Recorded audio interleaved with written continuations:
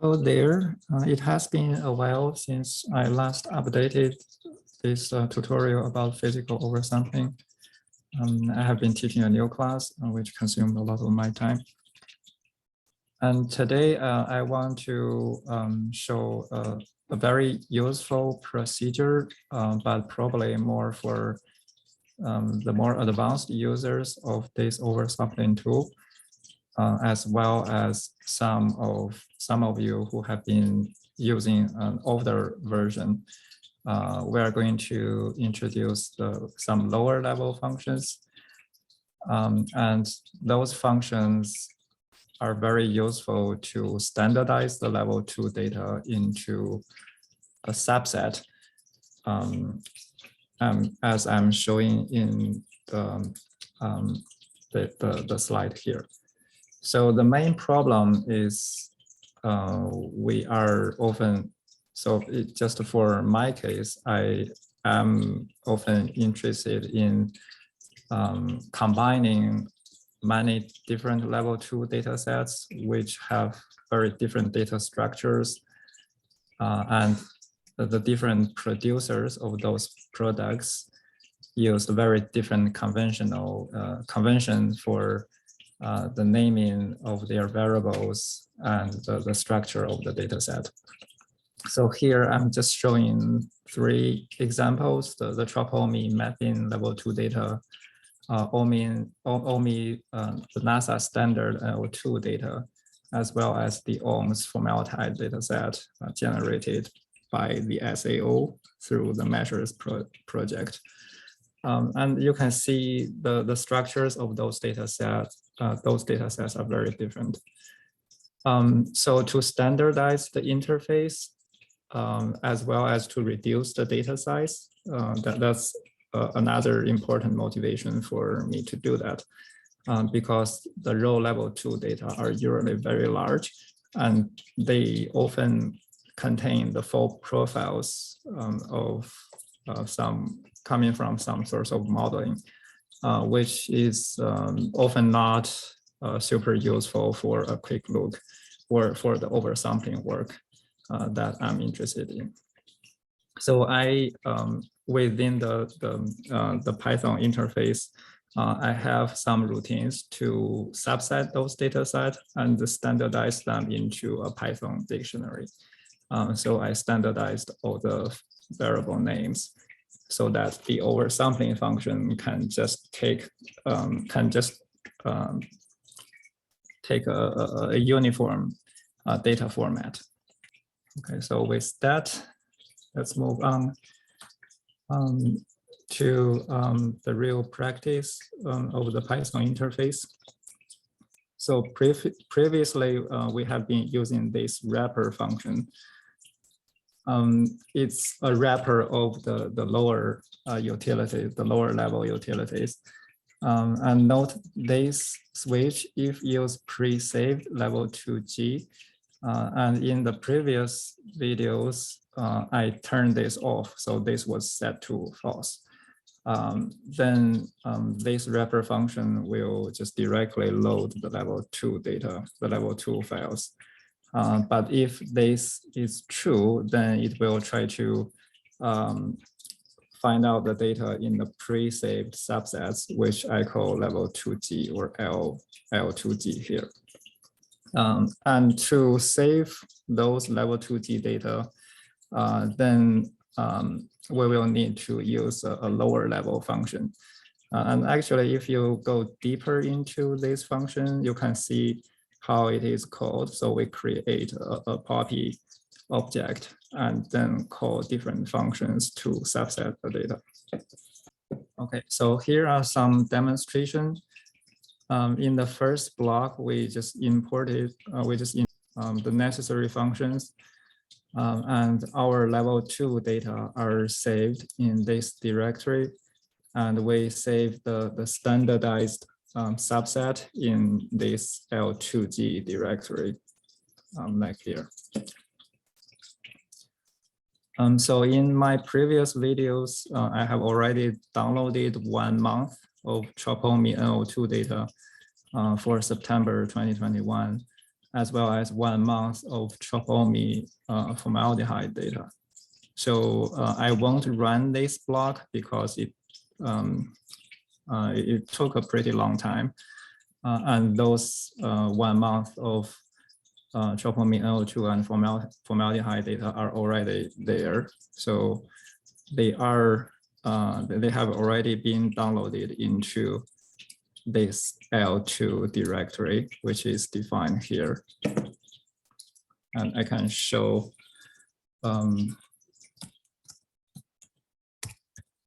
so those are all the NO2 data. And we can also show the distal formaldehyde data.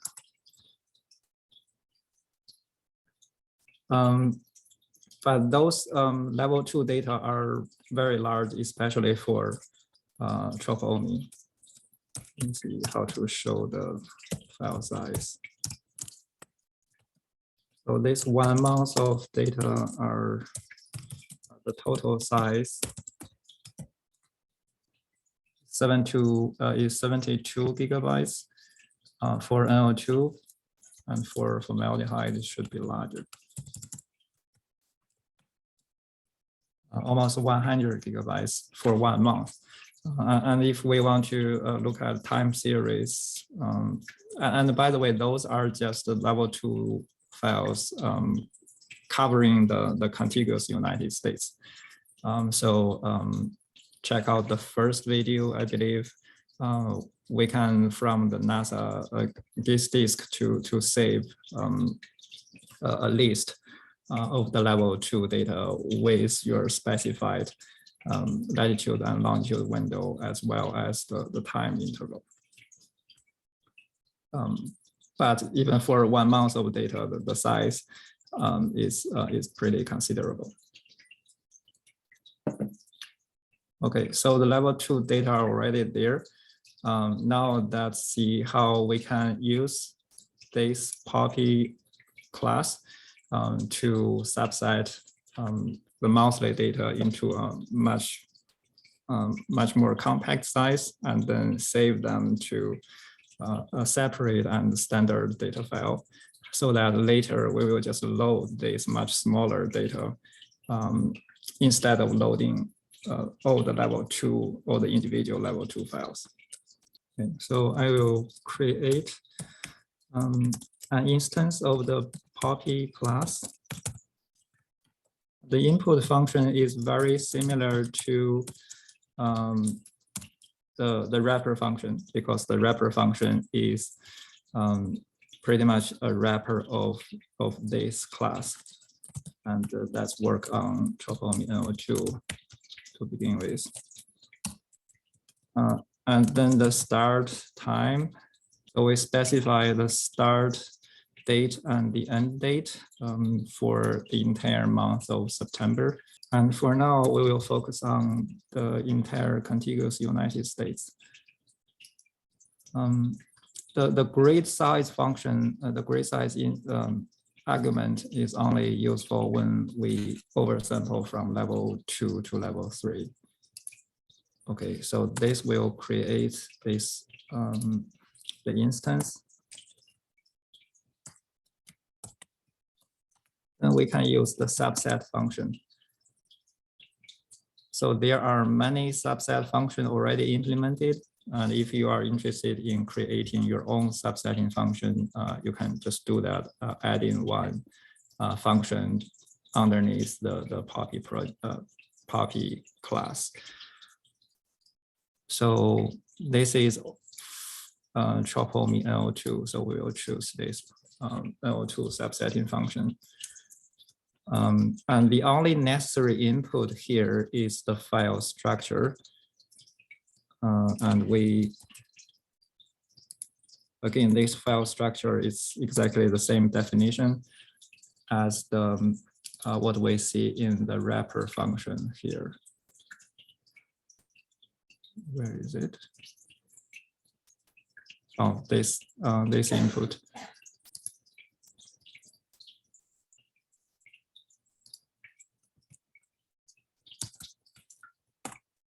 To L2 pattern. so that it will recognize all the level 2 files. And what this subsetting function will do is to read each level 2 file into memory and filter out according to the maximum solar zenith angle, maximum cloud fraction, and only and also with the only the necessary data fields. So actually, we can look into the source code and see.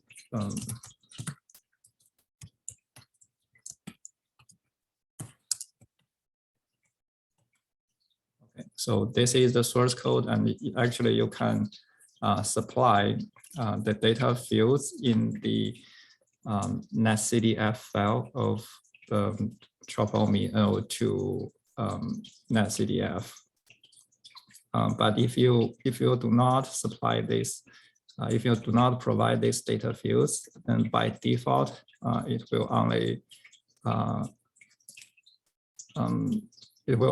subset or preserve those data fields in the Tropomi Level2 data file. And for each field, it will give it a more standardized and shorter name defined here as data fields Level2g. So we can run this block, but still it will take a few minutes. So now it's first day of September, second day. So I will just stop this because I don't want to wait. That's because I have already run this last night. After this, there was also an additional function call to save the subset Level2g, which is the Python dictionary, into a .mat data file underneath this Level2g directory. So those two functions were already run. So we can just look at underneath the Level2g directory. So right now we are in the Level2 directory.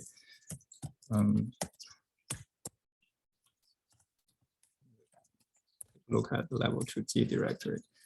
So those two are the subset. So actually I have run both L2 and formaldehyde. So we can see those two subsets for the September of 2021.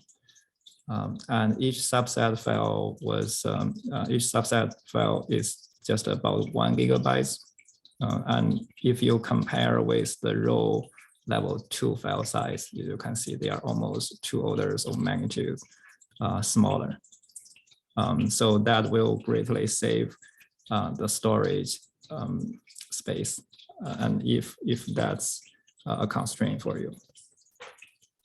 Okay, so since those Level2g files are already there, then we actually do not need to run this. And then if you want to free up your storage space, you can just delete the Level2 files and comment those out because they are already run.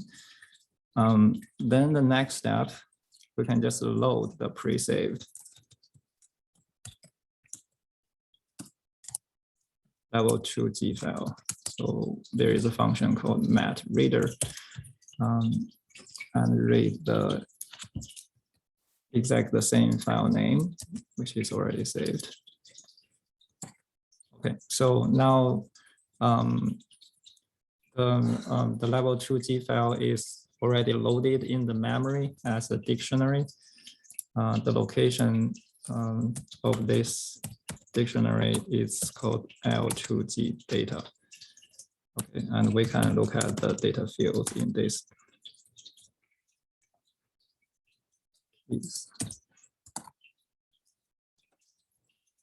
Okay, and it contains those fields as arrays.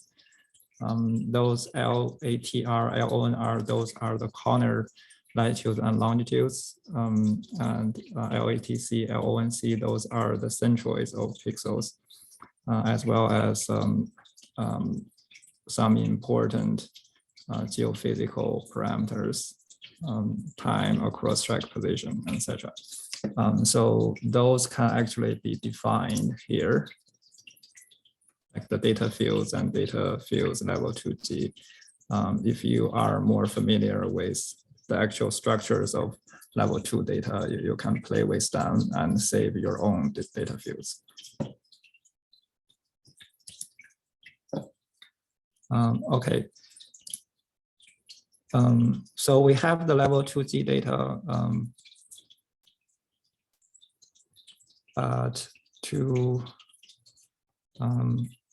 save some time, let's change it from the entire contiguous United States to a slightly smaller or a much smaller domain.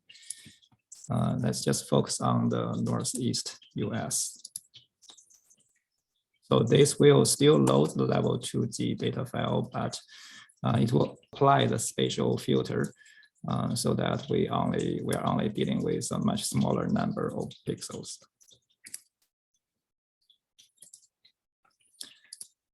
So I have a function. It's not very elegant now, but sometimes it's useful to take a quick look at the level 2G pixels. Well, those are fundamentally still level 2 data. They are pixel by pixel. So you can plot level 2G use this cartopy function. And since level 2G data or level 2 data are individual pixels, it does not make a lot of sense to plot many days because they will overlap with each other. So by default, it will just plot the first day. And in this case, that will be the first day of September. And if you look into each pixel, you can see those are just polygons. And if we plot, say, for 5 days, so you will see all those pixels overlap with each other, and it kind of becomes a mess. Then that's actually why we want to average level 2 data into level 3, right? So we want to average all those layers of pixels on a regular grid. And the oversampling function, it can we can just call that from this popy object. We should use this parallel regrid, and it returns a level 3 data object.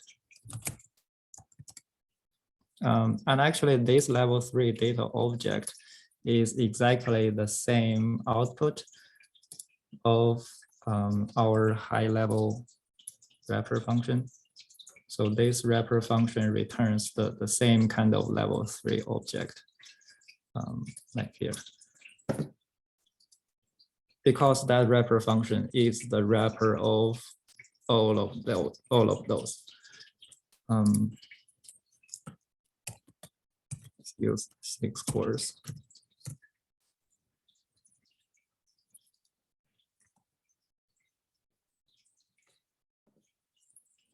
So while it's working, after this one is done, we can take a quick plot. Now going back to the utility of the level 3 object, see 2 blocks to go. Okay, it's done. And then we can plot it. So this is the oversampled level 3 data for Chopomi L2 within the month of September 2021. And the resolution is 0.02 degree defined right here. This subsetting function, or it's really a large number of subsetting functions, should be specific to each level 2 product. So that's where it becomes very flexible. And that's where I would expect contributions from different users. So say if you have a new or your own satellite level 2 product, but you want to use the oversampling of the nice features of the oversampling functions, then I'm happy to work together so that we can create such a subsetting function. And then this subsetting function will serve as an interface between the raw level 2 data and all the oversampling pipeline.